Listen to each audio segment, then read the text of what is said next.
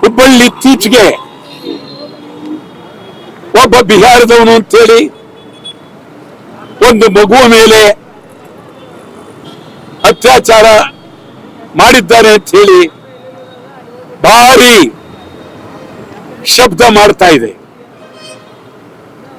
ಈ ಸಂದರ್ಭದಲ್ಲಿ ಅವನ್ನ ಪೊಲೀಸ್ನವರೇ ಎನ್ಕೌಂಟರ್ ಗುಂಡಾಕಿ ಹೊಡೆದಿದ್ದಾರೆ. ಇದು ಜನಮನದಲ್ಲಿ ಗುಂಡಾಕ್ ಸರಿ ಅಂತ ಭಾರಿ ಜನ ಪ್ರಶಂಸೆ ಮಾಡ್ತಾ ಇದ್ದಾರೆ, ಹೊಗಳ್ತಾ ಇದ್ದಾರೆ. ಕಾರಣ ಏನು? ಯಾರು ಅಪರಾಧ ಮಾಡಿದ್ದಾನೆ, ಕೊಲೆ ಮಾಡಿದವನು ಯಾರೇ ಇರಲಿ, ಅವರಿಗೆ ತಕ್ಷಣ ಶಿಕ್ಷೆ ಆಗ್ಬೇಕು, ಗಲ್ಲಿಗೆ ಹಾಕ್ಬೇಕು. ಇದು ಆದರೆ ಜನರ ಈ ಭಾವನೆ ತಪ್ಪುತ್ತೆ.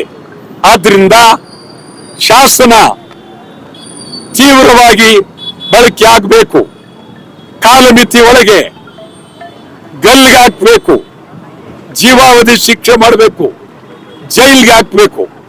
ಇದು ಬಹಳ ಪ್ರಾಮುಖ್ಯವಾಗಿ ಹಾಕ್ಬೇಕಾಗಿದೆ. ಆದರೆ ಪೊಲೀಸ್ನವರೇ ಗುಂಡಿಟ್ಟು ಹೊಡೆಯುತ್ತಿದೆಯಲ್ಲ, ಇದರ ಬಗ್ಗೆ ನಾವು ಬಹಳ ಗಂಭೀರವಾಗಿ ಚಿಂತನೆ ಮಾಡಬೇಕಾಗಿದೆ. ಇದು ಎನ್ಕೌಂಟರ್, ಇದು ಆಂಧ್ರದಲ್ಲಾಯ್ತು, ಬೇರೆ ಕಡೆ ಆಯ್ತು, ಎಲ್ಲ ಕಡೆ ಆಗಿದೆ.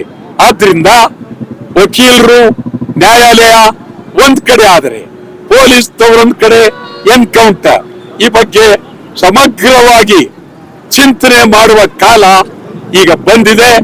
ಆದ್ರಿಂದ ಎನ್ಕೌಂಟರ್ ಇದು ಯಾರೂ ಬೇಡ, ನಾವೇ ಕೊಂದಾಗ್ತೀವಿ ಅನ್ನೋ ಪ್ರಶ್ನೆ ಬರುತ್ತೆ. ಆದ್ರಿಂದ ಜನರು ಈ ಬಗ್ಗೆ ಸ್ವಲ್ಪ ಚಿಂತನೆ ಮಾಡಬೇಕು.